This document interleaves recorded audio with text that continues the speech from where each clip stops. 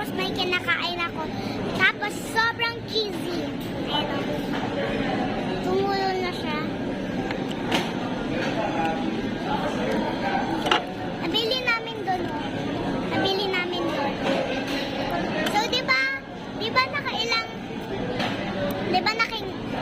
nakailang araw na akong naka-absent sa video kasi nagkasakit ako ng nagka-rashes daw ako. Wait lang.